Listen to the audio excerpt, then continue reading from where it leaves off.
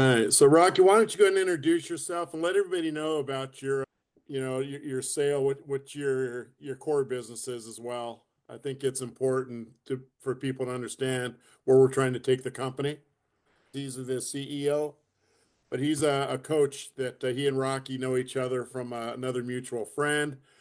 The people that are coming into the company are very, very high caliber. I pretty much took this thing where I could take it and then just brought in some really good talent. And so you're getting to meet those guys today. So I always figure it's always nice to have a new class, see who the leadership team is. So go ahead, Rocky. Well, thank you. And thank you everyone for listening. I'll try to keep it short and sweet. Reader's Digest version. I've been in the sales development, sales training, sales coaching, sales hiring, sales business for about 35 years through different franchise organizations, owned a recruiting firm, started working with real estate agents as clients probably back in 95. I always pushed the buyer's agreement. I actually went through real estate school in 96 in Dallas when I was down there. I didn't take my license, but at the time I was in the landscape business and I thought learning about real estate would really help me, and it did tremendously. So that carried on and worked with probably 200 different industries. Been working in the real estate investor industry for about 10 years, helping them hire their acquisition managers. So typically we go into an organization and really look at the entire sales top to bottom, do some really heavy duty analysis, and then come back and help them understand what needs to be fixed in what order to grow 30 to 50% faster. In the real estate world, obviously very disrupted right now. I met Paul through an acquaintance, got to know Robert, and this is probably one of the most exciting business models I've ever seen. I jumped at the chance to be part of the team and really start helping scale the sales side. And we're making some progress. It's could be a day, could be 30-day sales cycle. So we'll see what happens in about 90 days. But I hope that there's 100 of you on this meeting in a couple of months. And we're here to help you any way we can. So thank you guys for believing in the product and the services. And I'm anxious to learn more about what you guys do day to day, how you do it, and what you run into that we might be able to help with and spread the word and help everybody else so everybody's more successful. Marcy, I'll let you go next. Marcy and I worked together for about 8 years. She was a student back in 99 and she was 12 then. She hates when I make this introduction, but she's our client services leader and has been working day to day with all these clients and real estate investors. And she's really excited to be part of this. And I'm excited that she's excited to help us. So thank you, Marcy. You're welcome. Nice to meet all of you. Rocky said it all. Robert, you're on mute. I love Marcy. That was really quick. Quick and to the point. I let Rocky do all the talking. I save it. So as we talk about objections today, a lot of the objections, and by the way, she's got a live listing, so we're going to talk a little bit about some of the things she's encountered for objections. But one of the things I always find out with objections, they really just don't know what they have. The reason why I love to have Rocky, Paul, John on the call, Quinn's got this figured out as well. Selling isn't telling. Selling is listening, finding a problem and overcoming that problem and make it easier. So when we talk about the old traditional way of selling real estate, and we talk about, and I know Nashville Joy, you guys were getting hammered. I was in Monty's office 3 years ago, and every stinking listing was highest and best, highest and best, highest and best, highest and best, highest and best. A lot of the buyer's agents, majority of his office was buyer's agents. I could see him coming in frustrated because it's not a fair playing field. When you get into a multiple offer situation, doing it traditional, the real estate agent comes back and always asks for the highest and best. They're not disclosing what the highest and best, they're just asking for what the highest and best is. What I was trying to do in Seattle, because this highest and best was not representing the seller well, it certainly wasn't representing the buyers well. And if it's not representing the sellers and the buyers, it's definitely not representing the real estate agents well, right? So when we understand why the platform was made out of the gate and what it did to overcome that, this NAR lawsuit, yeah, it was a lot about, I think price fixing was very little. I think the transparency was more of the problem. The old way of doing real estate is gone. This class action suit now is over 300,000 sellers that have joined the class action suit with all 50 states. So we don't know where it's going to end up. But here's one thing we can count on with using our process. We have no hidden agendas. Everything's disclosed, and we're 100% transparent. It fights all those things that creates an unequal playing field. When Mona did the first listing after the NAR lawsuit, and the people were coming in, why is the home price so low? Why is the home, how's this going to work? But this seller wanted the home to be 100% transparent, so everybody could see what was happening, so that the public had a fair chance to get the home. The buyers can make offers up until they want to stop making offers. In the meantime, the seller stays in control. We have no hidden agendas. The average purchase sale agreement now is 47 pages. And to make an offer onto our site is one addendum that takes one signature.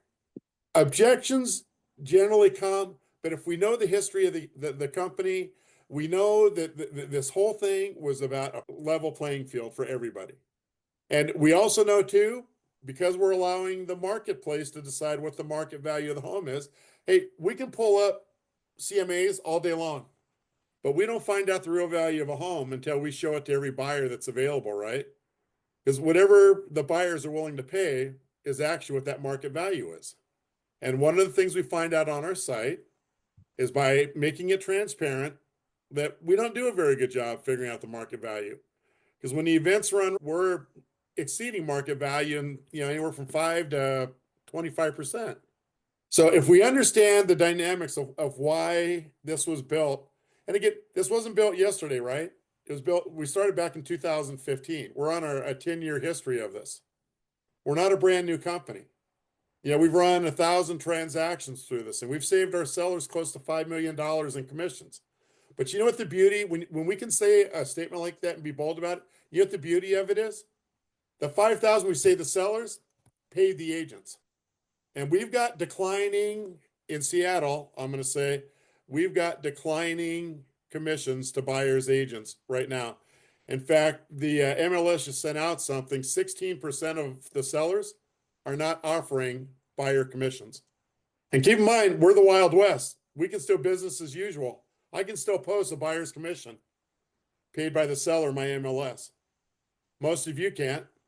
So that being said, objections come because they don't understand what the benefit is.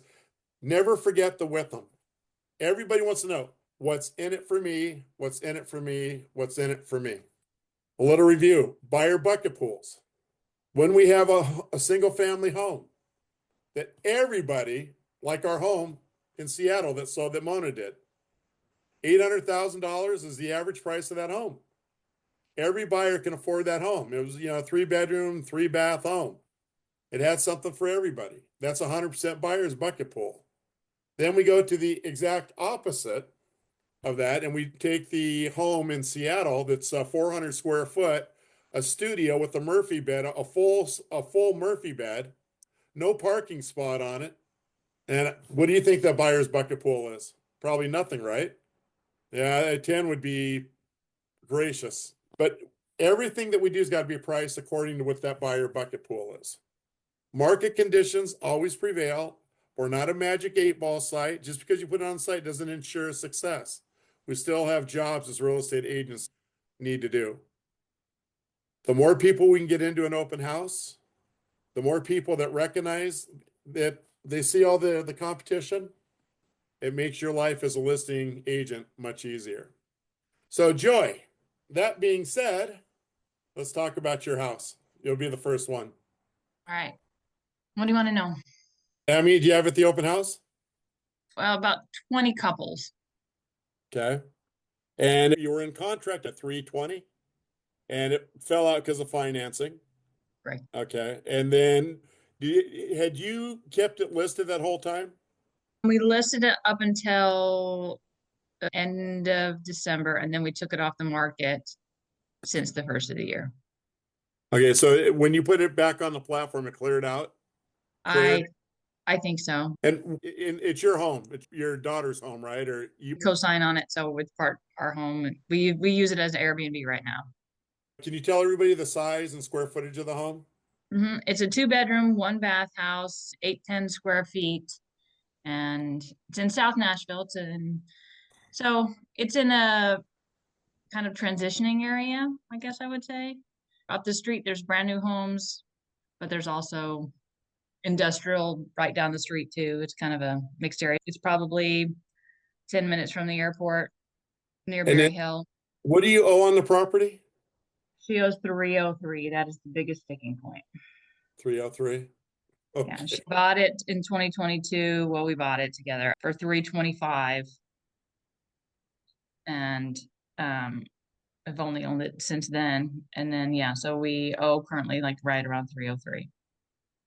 Okay, and the neighborhood surround that home, if I were to call Monty, hey, run me a CMA, would he say that you're in a declining market? Would he say that you're in a moving into a strong seller's market? What kind of market would you say that you're in? So the attrition rate there is right around 5.5%. So about 5 months on market. It's shifted significantly. And since 2022, it was obviously a super seller's market at that point. So it's definitely trending towards much more of a buyer's market. I don't know if we're completely in a buyer's market there yet, but Okay, so I looked at the site. You got one offer on it for what, 249, something like that? yes, And what's your buyer's premium? How much? 5%. Okay, hang on a second. So add another 13 onto it approximately. So you're at 262 right now, approximately. So now you had said you had run into, and by the way, I'm not going to answer these questions for her. I'm going to allow you guys to answer them first, and then I'm going to wrap back around and answer it the way I see it. So today is interactive. When we get done with Joy, I'm going to start throwing out objections to you guys. I'm not going to answer them for you. I want to, and I'll pick on somebody. Tell me how you would Hello? answer. Okay, Joy. So go ahead and tell us some of the objections.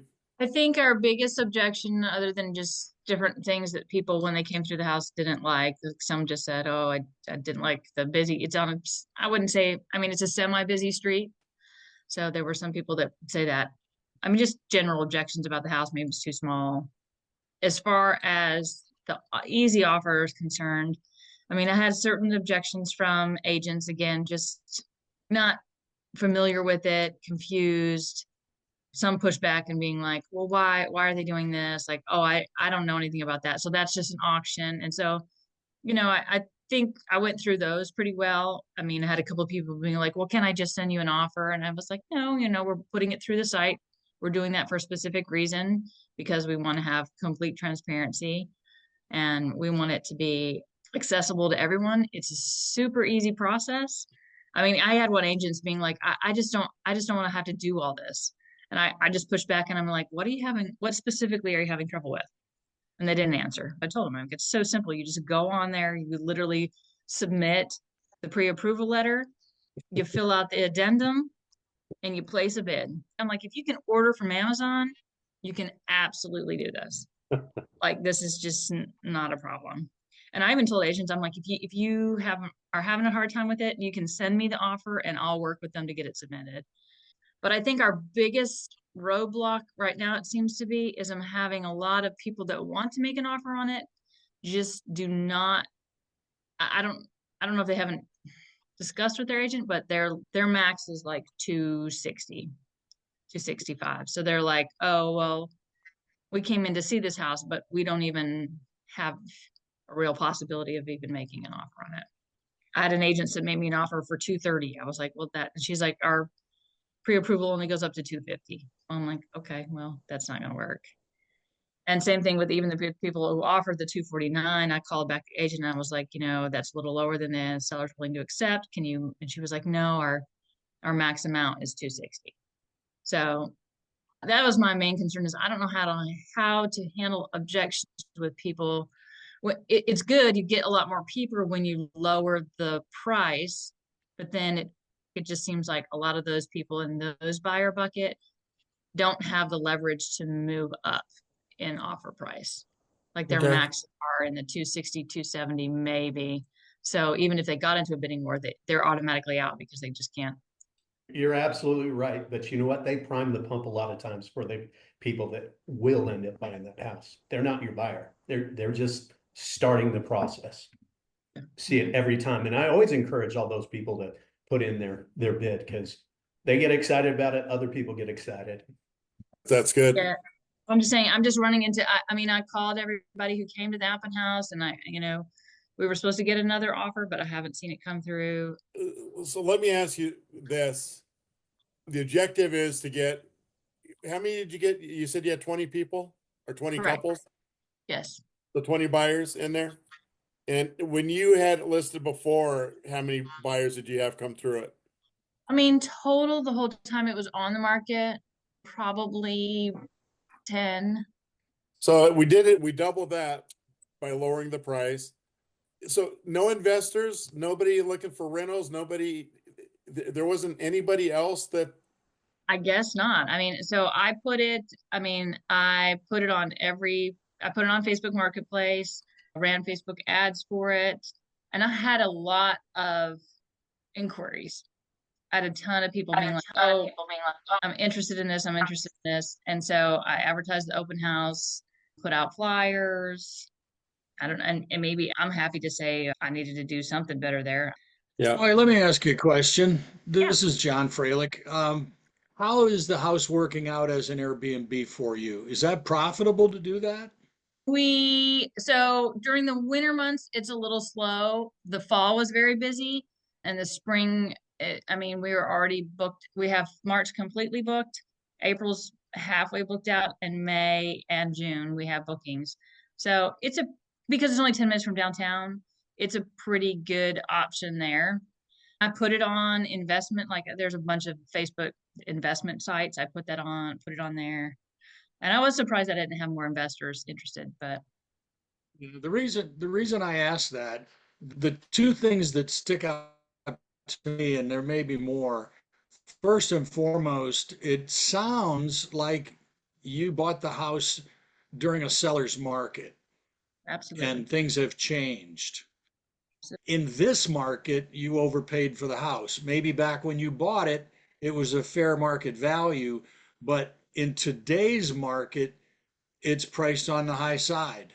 And my question is, would you be better off taking the money that you make as an Airbnb and paying down more of that mortgage to a point where the price is more in line with what people are willing to pay for an 800 square foot house that's Absolutely. 2 bedrooms and 1 bath? Yeah, and Your bidder pool is tiny. completely agreed. And again, I'm willing to take the blame on that as far as maybe this isn't the ideal house for the platform. I don't know. Ultimately, that is probably what we'll end up doing is either continue to Airbnb or renting it just because, it is. We're in a situation where we're having negative equity for sure. Very good, John. I have a question for you, Joy.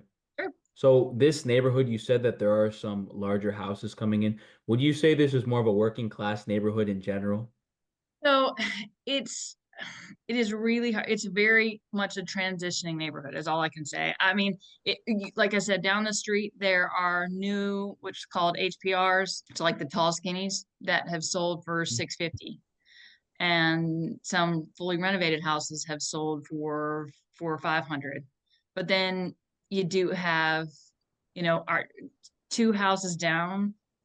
It's a house that has like 20 people living in it and 50 cars in the yard. And then a little further down is a lot of industrial, like a storage unit and like a car repair lot. And so, I will say that right next to each other is not a bad. Right behind, we don't really have anything behind us. Across the street is an empty lot. But it is absolutely, I'm sure some of the neighborhood conditions. Okay. I mean, Joy, if I could ask, do you have any type of outdoor areas like a front porch or a back patio? Do you have Yep, either of those? we have a fully fenced yard that has a patio to the side of it. It has like a Florida room, a sunroom. I mean, if you want to pull it up on It's Zillow, on you the site, can. you guys. You can go look at it. Yeah, oh, it's on the site. Yeah, yeah, yeah, for sure. Unfortunately, market conditions always prevail. It Sure. sounds like you've got a lot of obstacles to overcome. But let's talk about the positives of the site. So the first thing is that you double the amount of people looking at it. Yeah, absolutely. The second thing is that the second thing is, you did get a bid on it, that being that it did achieve their maximum amount, but you've still got some people. I saw you extended it for another 7 days. I think that was the right thing to do. Are you going to open an open house again on Saturday? I hope to so right now we have, and that's been another issue. I will tell you up front. That is another issue. We've had several people that have asked to show it, but we cannot when we have guests in the property. So it's been booked out all this week. So I've had a couple showings I've had to decline because we have guests. All right. So I'm going to say why we didn't get the desired results. Basically, the same thing that happened to Mona and I, that Dash Point house, we thought it'd do much better than, but when we met with the seller, what did the seller say to us? The market has spoken. The objective of the site, by the transparency and by what we do, is to make sure that we are getting more people than we did before, and make sure that in today's climate that we need to find out what that market conditions are. And for some sellers, yeah, it's they may just, like the guy in Seattle. Thank God he covered because I think he paid $235 for the property. So he actually put like 15 grand in his pocket, but it doesn't always work that way. The beauty of the site is that you came in lower, you doubled the amount of people that looked at it, and before the 5 days was up, you had an offer on the site. Agreed. I'm not unhappy with it at all, but I mean, maybe not the ideal fit for the platform, just in the fact that we're underwater with equity and Yeah, well, that's and unfortunately, hopefully with interest rates coming down, and even in Seattle now, we're starting to see things pick up at a really dramatic pace. And I know Nashville too. The Joy, you did a wonderful job communicating with the buyers, the agents. You actually brought it back in what's in it for them, and I think that's what the beauty of getting 100 people versus 20 people scattered through an open house. The beauty of getting 100 people, that FOMO, the fear of missing out, that's created huge in there. So I think that you did a wonderful job, and I really proud of the way you handled the objections. If they can't afford it, they can't afford it. That's the unfortunate part about it. right. But we'll see what happens there. The site and how it works. I'm super excited about it. So Yeah, no, I know you're amazing. All right, so I'm going to start throwing out objections, and then I'm going to start picking on people. You guys ready for it? All right. So you're on your listing presentation. Okay. The seller objects to you discounting the price to get 100 people into the home. So let's say that you figure to get 100 people, it's going to take 10% market value, and he only wants to reduce it down 3%. Mikhail, how do you overcome that objection? You make a really good point. I really don't think your house should sell for, let's say your house is worth 300. I don't think it should sell for 270. But let me ask you this. Do you care more about telling your neighbors how much you sold your house for, or do you care more about what you actually make? I like that. Quinn, how do you handle that? Yeah, similar. I would respond with, Robert, do you really care at where your home starts or where ultimately you sell and what you make? What's more important to you? Beautiful. Good job, you guys. Martin, you ready for the next one? Robert, I wanted to interject on that last go ahead, Ronald. question. Oh, I noticed that everybody has a number, like after they sell it, they have a number that they want. So I think one of the questions should be, if I can get you that number, does it matter what I come in the market, what price I come into the, I enter the market at? Because if I can get you that number and above, what difference does it make? That's just my little. Ronald, that is absolutely wonderful. That's the perfect answer as well. Very good. Okay. And the one thing I would add, if they still are stuck on that number after that conversation, is I would delve a little deeper to understand, okay, what is your fear of listing at my suggested price? What is your fear? What's the worst case scenario? So we can actually uncover that, talk about that. Yeah, it's perfect sales, having a conversation with your seller, right? Most of the time when the sellers don't want to play ball, it's because they don't understand what you're trying to achieve for them.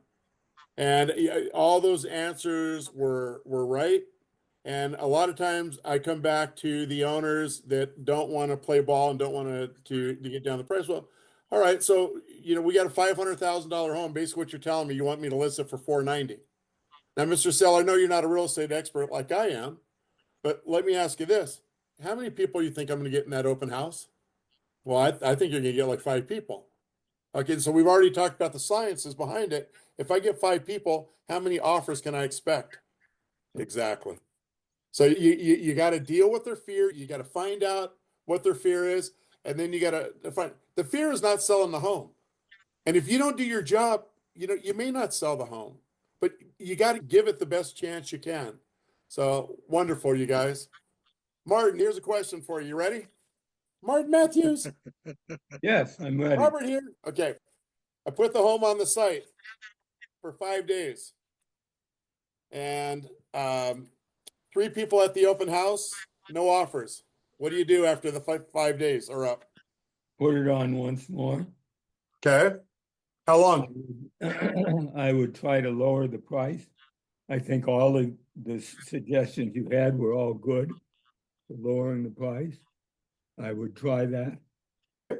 That's good. Good answer. That's right. Lewis, what would you do? I think I'd do the same thing. I'd lower the price, try to shock the system, and extend it another 7 days. Oh, look at Lewis using terminology. That's good. You think every seller understands what shocking the system means for pricing? Probably not. So maybe we need to explain that to them, right? Definitely. We're at $500,000. We put it on the market at $490. 3 people showed up. Where do we think that we need to get to bring in 100 people? Where does that price need to be to get 100 people in if we only got 3 at $490? I would have a heart-to-heart conversation with the seller. Say, look, we tried it your way, and how many homes have you sold this year versus how many homes have I sold? I'd suggest that you might want to listen to someone who's done this, and we recommend 10 to 15% below. Now, just keep in mind, you are protected 100% of the time, regardless of where we start this process. You're protected. You have the right to accept, reject, or negotiate any offer that gets turned in. So if we go to 10 or 15% below, again, I go back to what Quinn said. Do you care what it lists for, or do you care what it sells for? And we tried it your way, and we really didn't get the results that we were looking for. So I'm going to suggest that we do it my way and lower the price to 15% below market value and try and get 100 people in the door. Because if we get 100 people in the door, we are going to be able to get fair market value for this house. If you trust me enough to hire me, then I ask you to trust me enough to let me do it my way, or let's do it my way. Anybody else that want to add into anything on that? I mean, the one thing I would say is I would not take the listing if they set their price at 490 and it's competent 500,000. I would say, okay, well, let's just do it regular, because I can't sell your house. It's not going to be successful. You're not going to have a good experience. I'm not going to have a good experience. I just wouldn't push it that way.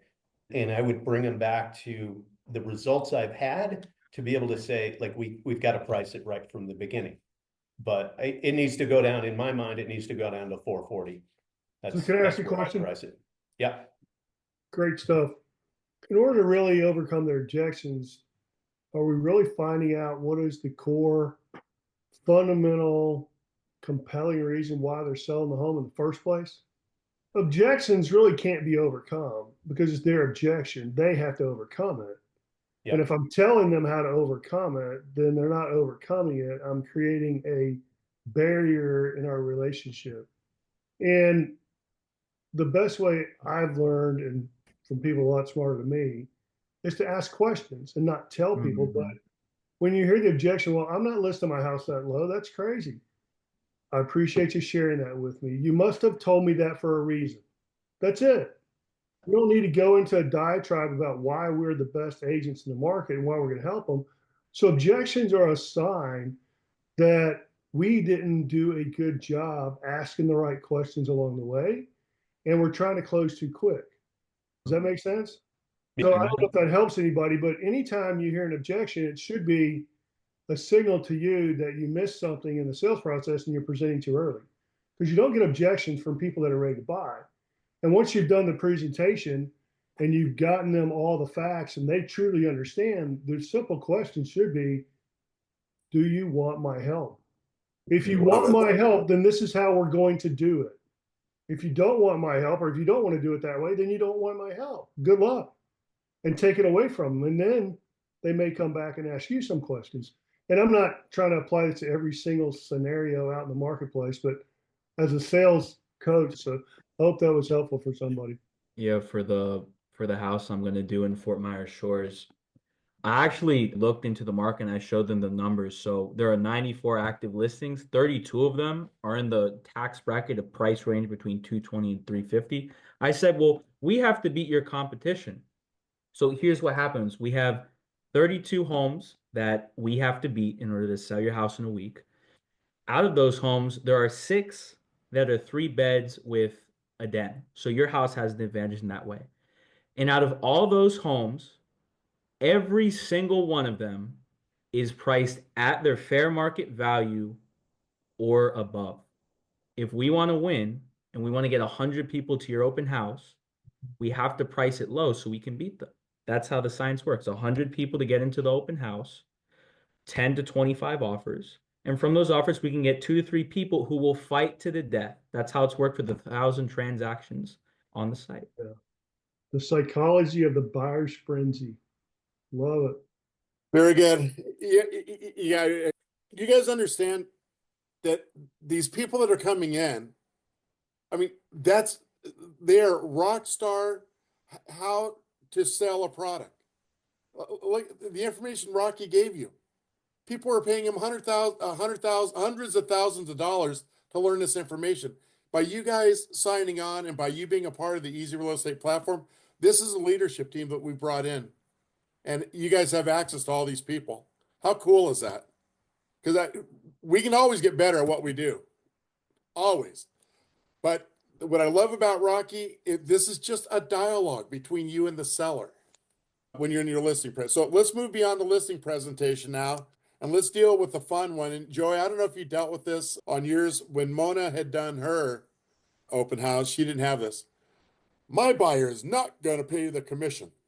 Yeah, and I just my answer to that was, well, the buyer's paying the commission every single time anyway. And they would say, well, no, it would be the seller. And I'd be like, but the seller, when you do a net sheet with the seller, they're considering what they have to pay in commission in the price of the home. Yep. Correct? And Yeah. they would say, yeah, so the buyer is paying the commission, has always been paying the commission. They're the one bringing money to the table. So it's just a different way of doing the same thing. Quinn, what would you say on that? I mean, spot on. That's exactly what I say. The one thing I would add is I kind of bring up the NAR and talk about transparency. What we're trying to do is actually separate it out. This is really what goes to the agents and the platform. This is what the seller can expect. Once I explain it that way, it's a non-issue after that. So Joy, if I could just hitchhike on what Quinn shared, which is awesome as well. That might be a great place to see if you can bring her in for one of your seats, because obviously not necessarily her fault. She doesn't know what she doesn't know, what she doesn't know. We might say something like, hey, I'm sorry you weren't aware of this, but now that you think about it like that, is that something you think might help you in the future? Well, hey, would you be interested in working together? Because maybe there's some other things I can help you with. Let's have a cup of coffee and talk about what I'm doing that's really changing the way we're going about doing things, and we're making more money for everybody, and it's more transparent for everybody involved. Would you like to sit down and have a cup of coffee about it? There's your first seat. And I did have a conversation with an agent specifically about that, and she is interested for that. And I kind of explained it to her, saying, you know, the way we're doing it here, everyone gets paid, everyone knows what they're getting paid. Yeah. There's none of that, you know, murky water. It's all in black and white right in front of you. And she was like, yeah, that makes so much sense. Normally I'll send those people off to the sales team, but Michelle had sent it over to me. Hey, she's got your last name. You need to call her. So anyways, had a lot of conversations with her. Villa, correct? She's with Villa? Yeah. Okay. So she wants one of your seats. Yeah, Paul, go ahead. Can I ask a couple questions? Well, sure. All right. So first of all, I want to talk to Michael. Michael, your response was so impressive with the details. I'm like, boy, this guy is coming with a loaded gun, right? And it was so perfectly, it was like, if I'm your client, it's like, I have no pushback because you just nailed everything. My question to you is, what if you were one of the other homes that didn't have the advantage? How would you have dealt with that situation if you represented one of the other people? So if I was a home that was listed above market value? Well, again, you implied that they had the best home on the market based on some certain criteria, and that plus putting it at a lower price would definitely create the foot traffic, right?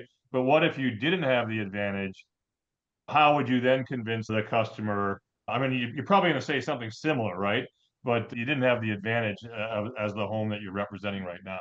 Yeah, so this home that I'm gonna be selling, it does have disadvantages. It's on a busy street and it's on the worst part of the neighborhood. It's a rental neighborhood. So I did that because I know the seller likes his home and I know that there are things that he likes it. For example, the backyard's really good. So no matter what, there's always going to be advantage to the house. I would highlight that because they're like, yeah, my house is going to work. This is going to be great because they know what's good about their home. So let's say if it was a 2-bed, 1-bath, like that would be tougher because there's less buyers for it. Oh yeah. It would depend. I would find one benefit. Find something. I know you would. I know you would. I would try to find one. I like the way you represented yourself. I got a question for Quinn. Quinn, I think I heard you right, but you basically said something earlier that you wouldn't take the listing. Did I hear you right? I didn't say I wouldn't take the listing. I would take the listing, but and I've done this where I had a seller. They were kind of sold on it, and then they came back to me the next day like, nope, we're not going to do it. We want X price. We just want you to list a traditional listing. I took the listing. We got it sold. Would they have done better on the platform? Absolutely, no question in my mind. You know, they wanted their price. We negotiated down probably 5,000 from their price, and they were happy.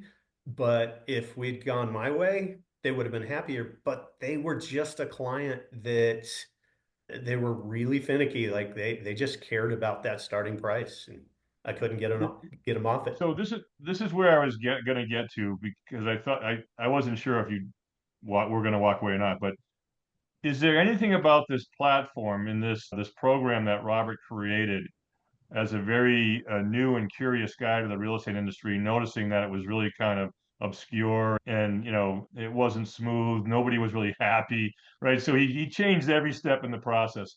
Is there anything in particular about here that would give you the courage to be able to walk away from a listing opportunity because they just were not being coachable? What is there anything about this process that would allow you to have that walk away ability? No. I mean, Joy absolutely. said no.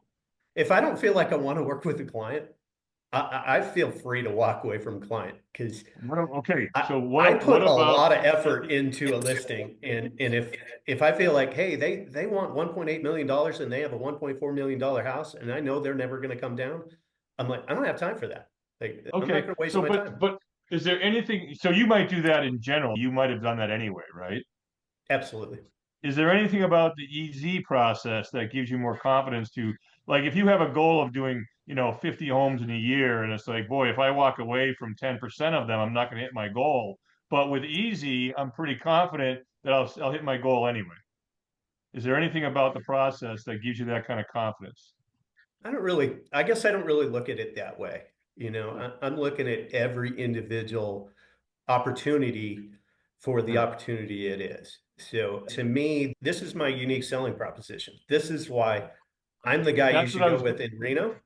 And if they choose to not go with me, I'm going to look back at that listing just like I looked at a for sale by owner and they didn't want to go with me and they were listening and they're like, I just like my price. And I saw they went with another agent and they got exactly what they wanted. I'd have sold that house probably $40,000 higher. I know that. So, You ended up where I was hoping you'd end up. You said your unique selling proposition. So have you yeah. guys all heard Monty from Radio City and Nashville? What he says? You ever hear his quote?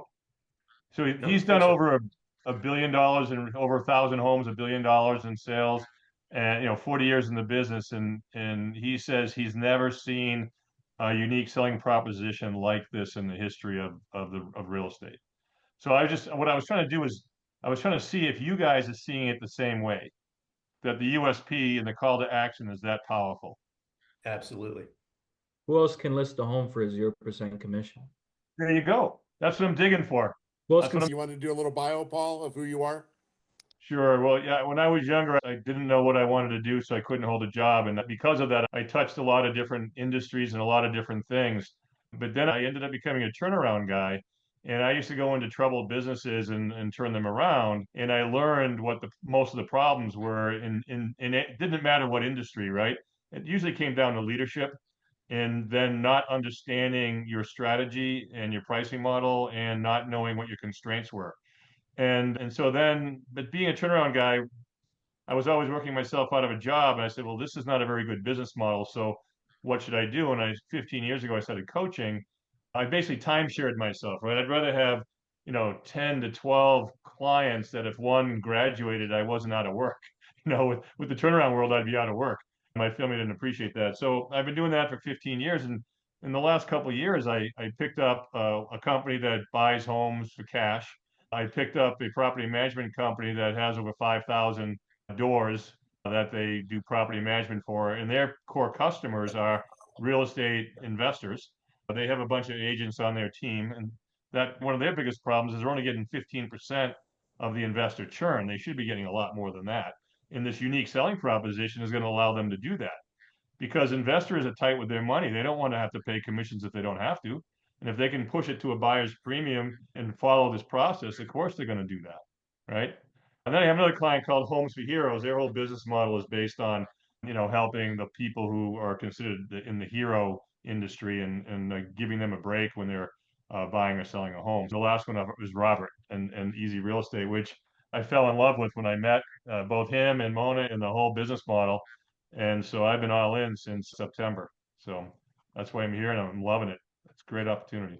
So let's make sure that you guys all understand. So we got a professional coach that I couldn't afford on my own. Thank God he saw the vision of this business. But if he gives coaching advice all the time, you guys have access to that. We got the sales guru. It's simply, it's just ask questions, have a dialogue, have a conversation, just listen, and then just come in with just simple little easy things that helps the sellers understand this stuff. This is where this company is moving. And it's exactly why we are going to own the listing side of the business here before the end of the year. We're moving at a rapid pace. The thing that is really important, Robert wrote a book. I don't know if you've read it or not, but From Greens to Real Estate Gold.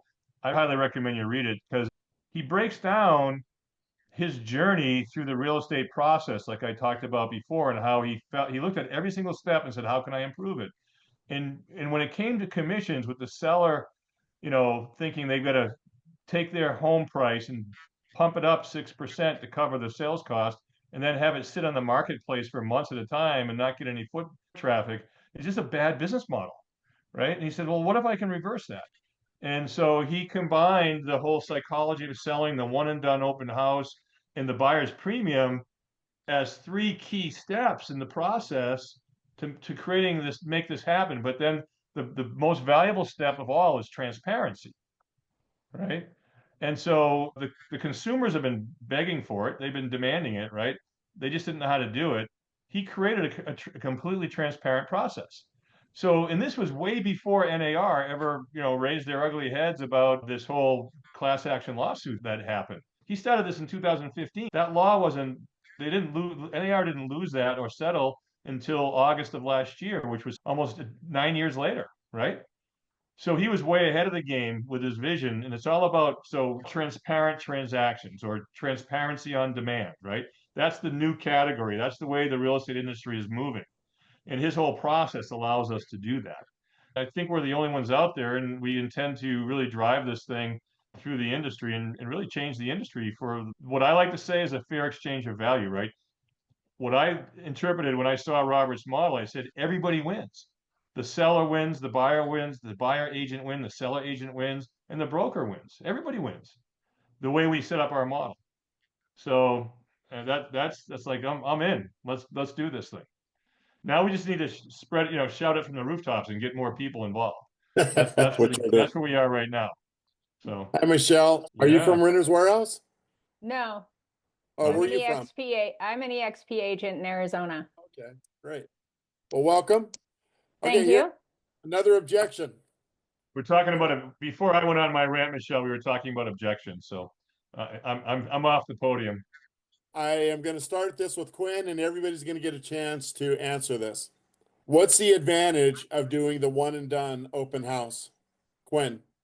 I think one of the primary advantages, which has been an issue that I've run into, is buyers don't like to have to wait 10, 12 days when they put that offer in. So one and done gets, you essentially get through the weekend, you know, close out on Tuesday, Wednesday, whatever day you pick. And, you know, everybody, it quickens up that process, gets it done.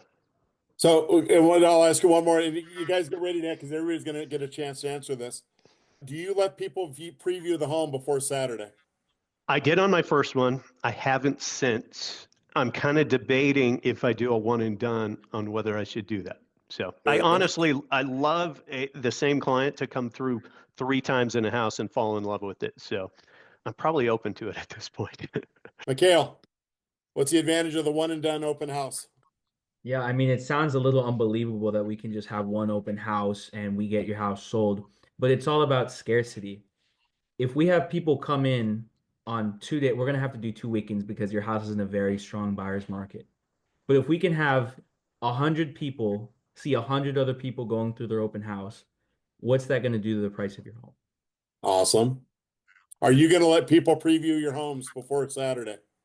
Absolutely not. That defeats the whole purpose. We want your house to be an event. Sounds good. Michelle, same question. Yeah, I'm in the McKell camp here where I think creating scarcity is the best approach. If you don't allow them to view it or see it in advance and only make it exclusively open for a short period of time, that's where you're going to be able to get those numbers through there so that you get the bids. Awesome. Lewis? Yeah, I think it creates buyer frenzy, having the one and done. And if run right, we get that 100 people to come through the open house and get this sold quickly. Awesome. Are you letting people preview your home? Yes, before Saturday? Okay. I am. Joy? Again, I agree. I mean, it's focused energy. So you're focusing it on and building excitement around an event and creating that excitement. And I guess haven't ruled whether or not having just the open house is the best course of events. It probably, again, depends a little bit on the property, but I like being able to have no showings until the open house and then showings after. So maybe people that came through during the open house that without their agent can come back and again, see it again and again, hopefully fall Exactly. that much more in love with it. And again, if there's bids on the property by then that might create even more interest in missing out. Very good. On it. If I'm a little skeptical about getting the 100 people at the open house, I will not allow anybody to see it until the open house. After the open house, have at it. Go in there, love it. Find, put your furniture in your rooms and compose it out. So we just got to know where we're at in the marketplace for that. So Martin, how about you? What's the advantage of the one and done open house? Okay, there. I would go with any of those earlier suggestions. I think that building a demand for the house is good. I think I would not let people go in ahead of time. I would try to do it the official way. Very good. Good answers. Quinn, give me one benefit to the one and done open house for the seller. Huge benefit. They are not displaced from their home, assuming that they still live in it. And it's such a short period of time. Very good. Michelle, give me another benefit of the one and done. Well, it saves them time. It doesn't displace them, but it saves them time and it drives more traffic. You get the opportunity to look at bids and review bids after that, and you can use your time and energy in your home selecting your offer. Okay, Mikhail, another benefit. Well, because we're only doing one, and I'm confident that based on this price, if we do everything right, we're going to sell your house. I can invest a little bit more to make people comfortable so they stay all day. Very good. Lewis? Gives, like Quinn said, wouldn't have to be displaced or have to have multiple open houses. And it also gives them a chance to be in control and watch the bidding process and get excited about it. Very good. Joy? I think it's kind of like you said, if you're making it an event, you can get the house in top show condition for that one day. And that's Very a lot good. easier keeping it that way. So Ronald, what about you? Oh, yeah. So I think it gives me confidence, most of all. And I know a lot of sellers do not like, a lot of people going through their home every weekend. So this cuts out, like Michelle said, a lot of time. And you can, that one day you can be your best. Very good, Ronald. Okay, a couple more things to add to that. How about the fear of missing out? When buyers are taking a look at the home and they see 100 other people in there, are they going to start asking me for concessions? They're going to start asking me for all the stuff? Are they going to write the cleanest offer that they can, right? The fear of missing out is probably as important as anything. So that is, those are all the right answers. Okay, I think we've dealt with all of them that I have on my list. Does anybody else have any objections that they want to talk about? How about the objection of the buyer, what's the term? Adding to the price. The Buyer's premium. Buyer's premium. Thank you. Okay, so how would we, what are the benefits about taking that buyer's premium and adding it onto the price? What's the advantage for the buyers to be able to do that? Mikhail? Well, the way the buyer's premium works is the buyer is not going to be paying it out of pocket. How it works, it is tacked onto the price, and then you, the seller, get to incorporate it so it's actually part of the loan. And because we have this house priced competitively, even if we tack on a 6% commission, you get an instant equity opportunity either way. You get an instant what? Equity. Quinn, is Quinn still here? He's gone? Oh, Yeah, Quinn, I'm still here. how would you answer that? Very similar, very similarly. Yeah, essentially, I would probably highlight the reason that question is probably coming up is the fear that they're going to have to pay that out of pocket. So that's the first thing I would address. And then secondarily, I'd bring them back to the fact that the buyer always pays. The buyer always pays. They always bring cash to the table. So we're just again, we're creating a transparent system that's very clear to everybody. Very good. I liked an answer that I heard earlier. One of the young ladies on the call said that the buyer's premium is paid for by the buyer. And if there were no buyer's premium, then the seller would have offered the home at a higher price to compensate for the commissions being paid so that they could net the money that they want to net. That's a valid point The, right there. Yeah. The thing is that the buyer is not at the beginning price anymore. And so the price has gone up, and in addition to that, they have to add the buyer's premium. Okay. That's a question right there, Martin. Let me just interject something real quick. For the group, just so you know, I'm a licensed auctioneer in Ohio. I've been selling real estate at auction for 15 years, and we've always had a buyer premium, and that's how we get paid. Once a person gets involved in the offer process, they've made an offer, they've committed to buying that property, the buyer's premium becomes just part of the equation that they really don't question. As long as everything's transparent up front, they're firmly aware that there is a buyer's premium. And to be honest, as an auctioneer here in Ohio, we charge 10% buyer premium, and it's never a problem. We never get to the high bid and have the bidder say, oh, by the way, I'm not paying a buyer's premium. That never happens. When I'm an auctioneer and I get 270, 280, 290, nobody else sold for 290, we say, ladies and gentlemen, I have a high bid at 290 with the buyer's premium. I declare this house sold at $319,000, whatever the number is. But we announce it sold at the number that includes the buyer premium, and there's really never a question. So it as long as you address it up front with the buyer and the seller, and they're aware of it, they get so caught up in the fever of the process that they don't worry about the buyer's premium, because somebody's going to pay it. So one of the things when you've got, inside the story that I've told is the offer event went on for 22 minutes longer. And I think there were 15 offers made in that time. What was the most important thing to those buyers? That they had control. They could stop when they wanted to stop.